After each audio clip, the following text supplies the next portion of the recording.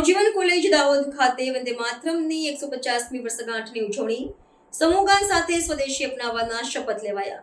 ભારતના રાષ્ટ્રગીત વંદે માતરમની રચનાના 150 વર્ષ પૂર્ણ થવાના ઐતિહાસિક સ્મરણોત્સવ નિમિત્તે આજે Navjivan arts and commerce college Dahod ખાતે ભવ્ય ઉજવણીનું આયોજન કરવામાં આવ્યું હતું। કોલેજના આચાર્ય, અધ્યાપકગણ અને મોટી સંખ્યામાં વિદ્યાર્થીઓએ આ કાર્યક્રમમાં ઉત્સાહભેર ભાગ લીધો હતો। સમગ્ર પરિસરમાં દેશભક્તિ અને રાષ્ટ્રીય ગૌરવની ભાવના પ્રસરી રહી હતી, જ્યારે સૌએ એક સુરે રાષ્ટ્રગીતનું ગાન કર્યું હતું।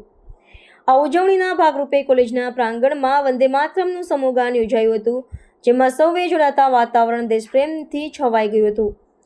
આ પ્રસંગે વિદ્યાર્થીઓ અને સ્ટાફ દ્વારા એક મહત્વપૂર્ણ સંકલ્પ પણ લેવામાં આવ્યો હતો। સૌએ તેમના દૈનિક જીવનમાં સ્વદેશી વસ્તુનો ઉપયોગ કરવા માટે શપથ લીધા હતા। આ સંકલ્પ દ્વારા આઝાદીના સંગ્રામના મુખ્ય સંદેશ સ્વદેશી અને આત્મનિર્ભર ભારતની સંકલ્પનાને વર્તમાન સમયમાં મૂર્તિમંત કરવાનો ઉદ્દેશ્ય વ્યક્ત કર્યો હતો।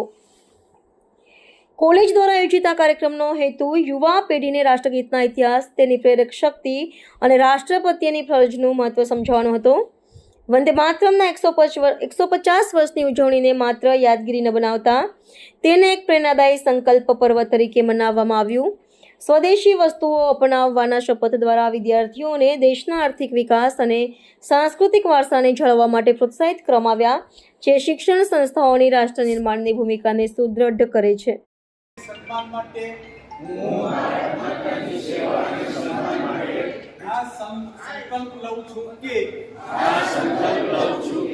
મારા રોજિંદા જીવનમાં વધુમાં વધુ ભારતીય વસ્તુઓનો ઉપયોગ કરીશ અને આયાતી વસ્તુઓના બદલે વૈકલ્પિક એવી સ્વદેશી વસ્તુઓને જ અપનાવીશ।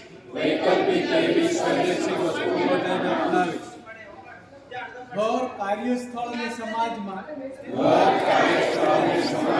ભારતીય વસ્તુઓને પ્રાથમિકતા આપીશ। ગામ, ખેડૂત તથા કારીગરોનું સમર્થન કરી સ્થાનિક ઉદ્યોગોને પ્રોત્સાહન આપીશ।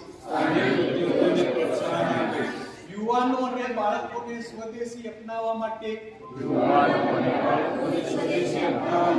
પ્રેરણા આપીને નવી પેઢી સુધી તેનું મહત્વ પહોંચાડવા પ્રયાસ કરીશ। પારિવારિક અને સામાજિક જીવનમાં ભારતીય ભાષાઓનો પ્રયોગ કરીશ। પર્યાવરણ પ્રત્યે સજાગ રહીને